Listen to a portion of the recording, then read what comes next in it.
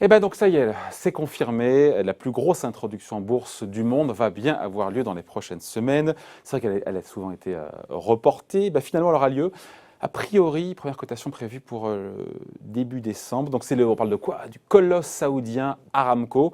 Et donc il va s'introduire en bourse pour une valorisation totalement démentielle et gigantesque, comprise, tenez-vous bien, entre 1500 et 1800 milliards de dollars. Bonjour Philippe. Bonjour. Philippe Béchat, rédacteur en chef de la Bourse au quotidien. C'est vrai que cette IPO, cette introduction en bourse, c'est un feuilleton qu'on suit maintenant depuis quasiment 3 ans. Ouais, quelques reports liés au soubresaut de la valeur du sous-jacent, le pétrole. Pourquoi ces reports, c'est ça?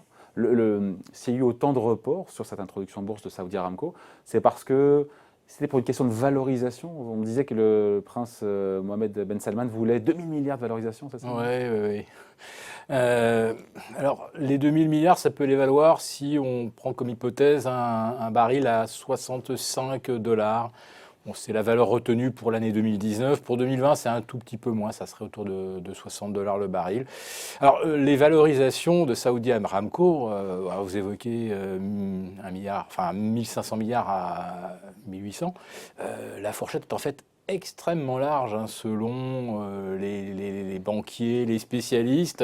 On annonce pour certains 1300 milliards, ça va jusqu'à 2200 milliards. La fourchette Goldman Sachs, c'est 1600 à 2200. En fait, personne ne sait réellement ce que ça vaut. En tout cas, lorsqu'une entreprise on connaît son niveau de bénéfice, on connaît son chiffre d'affaires, pourquoi est-ce que la fourchette est aussi large en termes de valorisation? Alors le bénéfice, on le connaît d'ailleurs pour la première fois depuis le mois d'août dernier, puisque on a vu un bénéfice de 46 et quelques milliards de dollars, mais en repli assez sensible par rapport à 2018. Alors 2018, si c'était une année référence, ça serait quand même effectivement une bonne base d'évaluation pour Saoudi. En disant par exemple, en prenant une hypothèse de 10 fois les bénéfices, il y avait eu 111 milliards de dollars de bénéfices.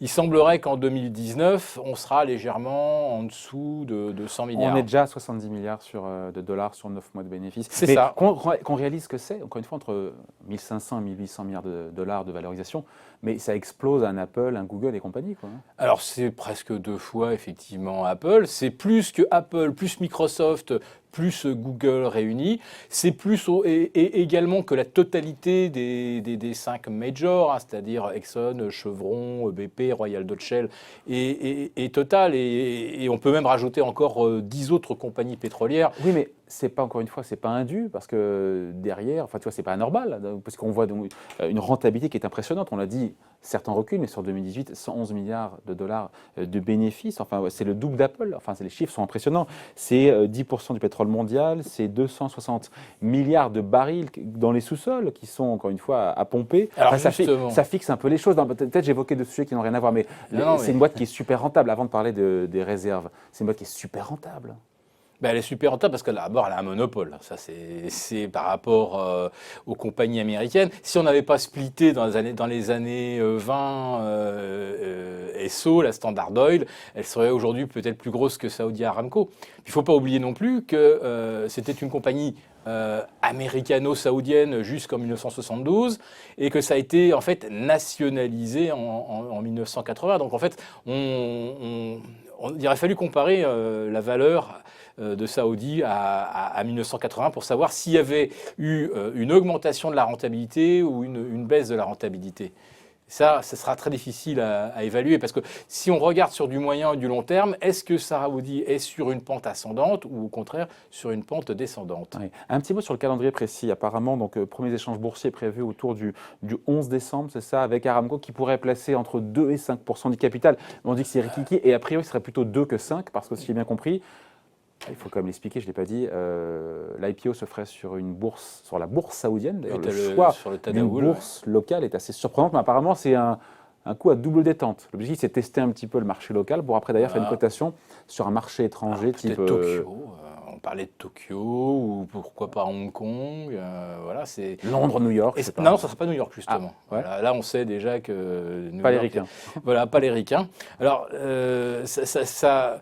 ça rend la chose assez atypique, singulière. Ouais. C'est que si par exemple la Saoudie a été introduite à Hong Kong et qu'on ait par exemple une valeur d'entreprise de 2000 milliards, ça augmenterait pratiquement de 40% la capitalisation de la bourse de Hong Kong. Si c'était Tokyo, Tokyo c'est 5100 milliards, donc si on rajoutait les 2000 milliards de Saoudi, ça augmenterait effectivement de cinquième. Enfin, d'un seul coup, la bourse qui accueillerait Saudi Aramco verrait sa capitalisation virtuelle augmenter très très fortement.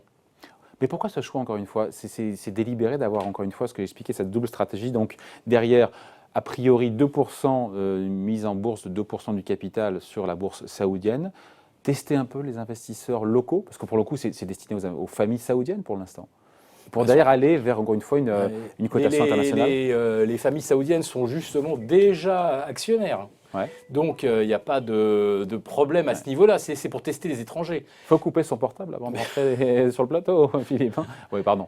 Et on a vu récemment, si on voulait parler de tests, qu'il y a eu une émission de 50 milliards pour le rachat de SABIC, qui est une compagnie chimique saoudienne, et qui s'est très, très bien passé.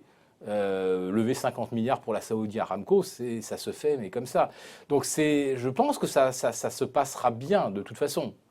Même si les investisseurs étrangers, dans l'optique encore une fois d'une cotation en 2020 sur une place étrangère, les investisseurs étrangers apparemment sont plus réservés sur cette IPO parce que, et d'ailleurs on voit bien qu'Aramco a dit voilà, je promets 75 milliards de dollars de bénéfices qui seront distribués, non, de bénéfices au minimum chaque année, mais après derrière, que ce soit la gestion du groupe, la transparence, la gouvernance du groupe, enfin les standards, on n'est pas sur les standards internationaux là.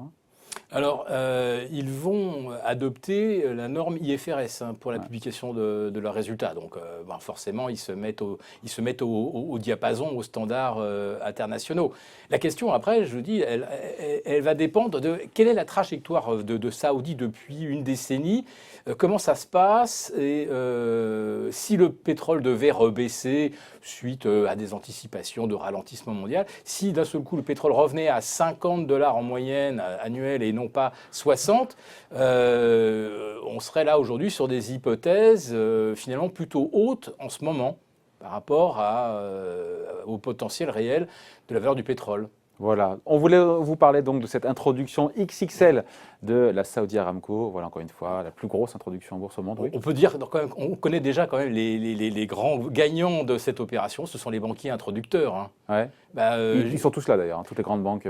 Pas tous justement. Enfin, on peut citer quand même effectivement JP Morgan, HSBC, Morgan Stanley, mais toutes ne sont pas dans l'opération. Mais celles qui y sont, je pense que c'est pas mal. Et puis ça va être du récurrent. Parce que si c'est 2% ou 5%, peut-être qu'au cours des prochaines années, on va avoir 1% de nouveau chaque année qui va être introduit, jusqu'à 10% du capital de la Saoudi. Cet argent d'ailleurs servira à quoi pour le royaume saoudien? C'est pour gérer cette transition de l'après-pétrole, c'est ce qu'on nous vend d'ailleurs. Oui, absolument. Alors ça sera pour alimenter en partie le fonds souverain saoudien, qui aujourd'hui représente déjà quand même dans les 320 milliards, et qui permettra une diversification des investissements. Petite musique qu'on entend depuis longtemps, ça. Hein, voilà, transition énergétique, tourisme avec effectivement cette nouvelle région qui sera décalquée du modèle des Émirats, de Dubaï, bref. Un vaste centre commercial où on pourra se promener, les cheveux au vent, etc. Voilà, donc en tout cas, introduction en bourse XXL qui pulvérise tous les records mondiaux, celle de la Saudi Aramco. Top départ lancé donc hier par le prince saoudien. Et on ne connaît toujours pas effectivement la date. Et c'est Lowell et Evercore, c'est un cabinet qui va nous donner la date précise. On ne la connaît pas. On ne connaît pas la date précise. On ne connaît pas en fait si on sera à 2 ou 5% du capital. Ouais. Les modalités sont encore floues. Voilà. Donc c'est quand même énorme de ne pas savoir si ça sera 2, 3 ou 5 et si la capitalisation de référence c'est 1 milliard. C'est 1500 milliards ou 2200 milliards. Ouais. Ça fait comme beaucoup d'inconnus. Hein. Ça reste rikiki. Ouais, beaucoup d'inconnus effectivement. Ça reste rikiki 2 ou 5% quand on réfléchit pour une introduction en bourse. Ah oui, oui. Si c'est 5%, ça représente quelque chose. Et s'il y a en milliards, c'est énorme. Si on nous dit qu'à un horizon de 5 ans, ça sera 10 milliards, ça sera 10%, ça représente quelque chose. Si on fait 2% cette année et puis qu'on se dit que ça sera 5% d'ici 2025, bof. On aura l'occasion d'en reparler. Merci donc pour ces explications signées Philippe Béchade, rédacteur en chef de la Bourse au quotidien. Merci Philippe.